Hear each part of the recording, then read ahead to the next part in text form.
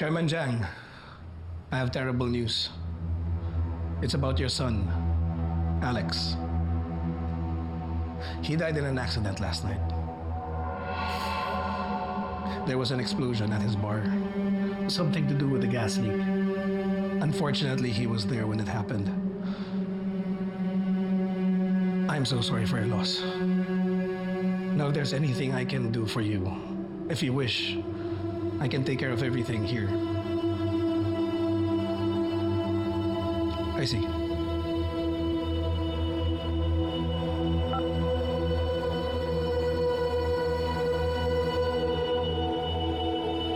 Show is over! Exit is over there! Leave!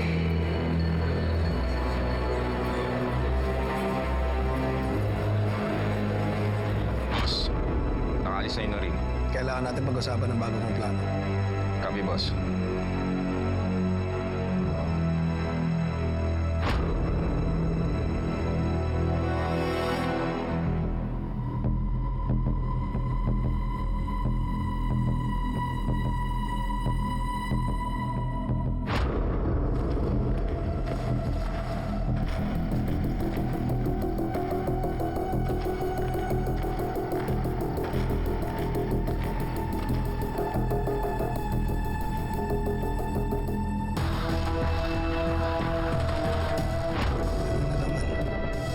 Pagkatapos ng nangyari kanina, ayoko na naman yung bagong problema.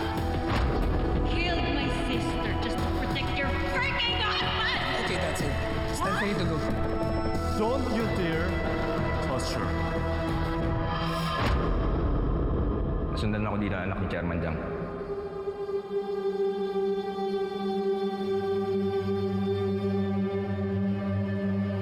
Kaya ang lakas ng loob ng Nurin na yan makipaglaban sa akin. Dahil sa Alex na yun. Kaya naman kita pinapunta dito dahil sa kanya. Pinadali lang niya ang mga plano ko.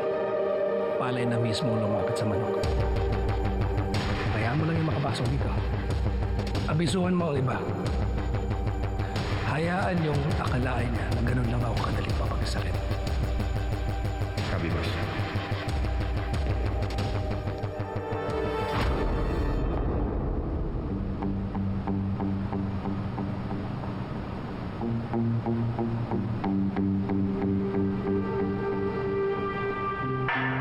Parang nahilo ako. Ay, ikaw kasi.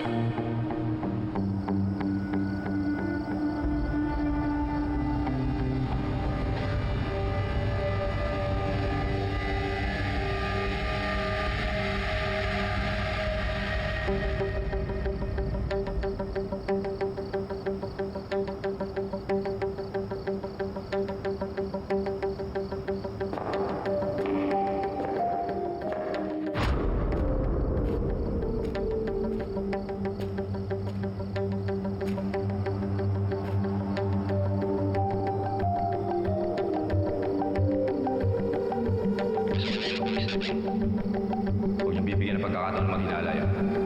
Copy, Bishop.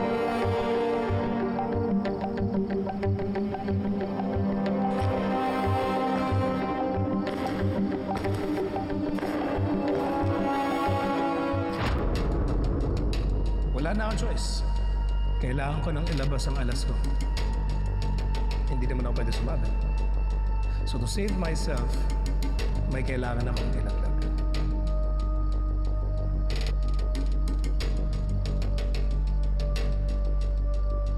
I'm done with business. I'm sure you gentlemen are hungry. Night!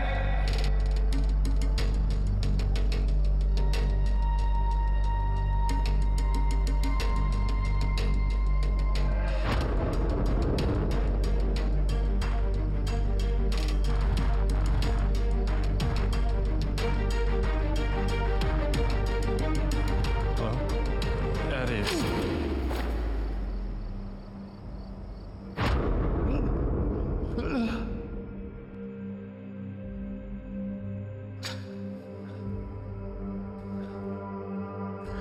What are you thinking, Alex?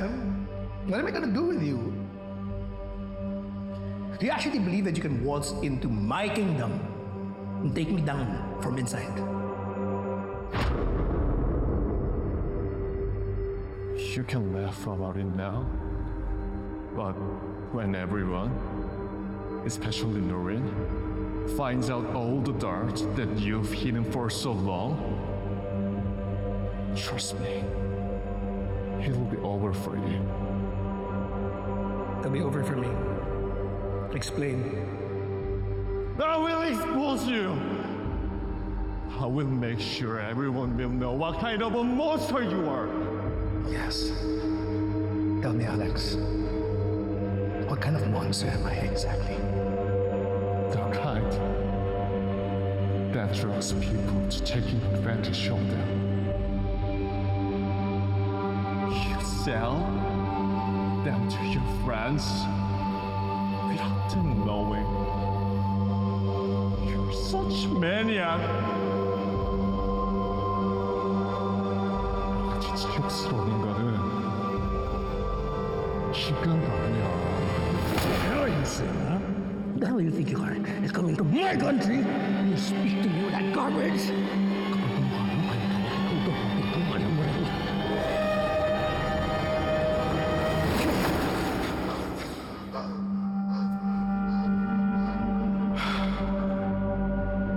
You know, actually, I should be thanking you. You made it so easy for me.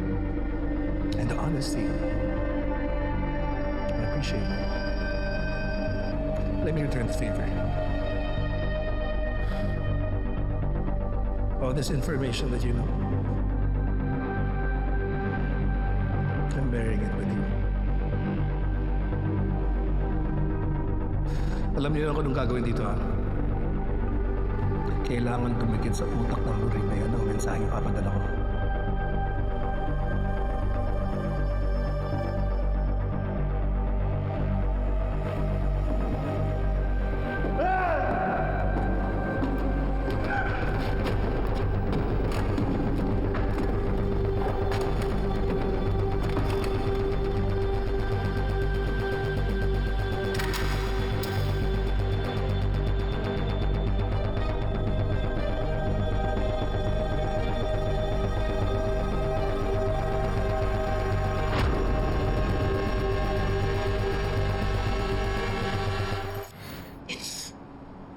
Kung hindi siya nakailangan sa problema ko.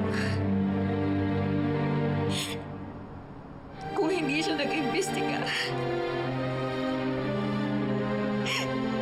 Kung hindi niya ako tinulungan, sana buhay pa siya. Salamat ko. Nag-uusap pa kami. Sana pinigilan ko siya. Sana pinigilan ko siya.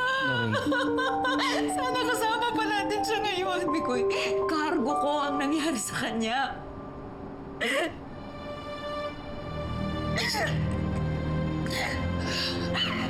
Ang gusto ko lang naman,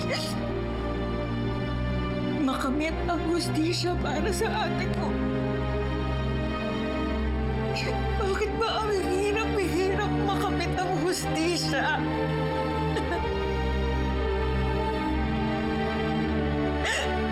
Ngayon, sa nangyari kay Alex, nadagdagan ng bigat ng konsensyang dinadala ko.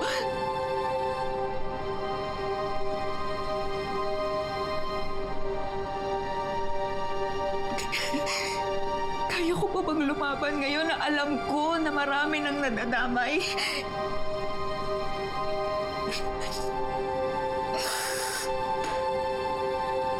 Noreen.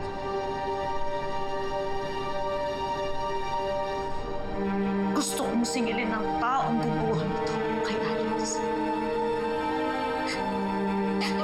Pero sa totoo lang, pagod na ako. Nanihihina ako. Hindi ko na alam. Kaya ko pa ba? Hindi ko na alam. Noreen, alam ko, mahirap tanggapin ang nangyari. Hindi rin ako naniniwala na aksidente to. Lalo na kung galing kay Chief Sixto na yun. Siya ang dahilan kung ba't nag-resign si tatay noon. Noreen, hindi madali ang kalaban natin. Kailangan mo maging matatag.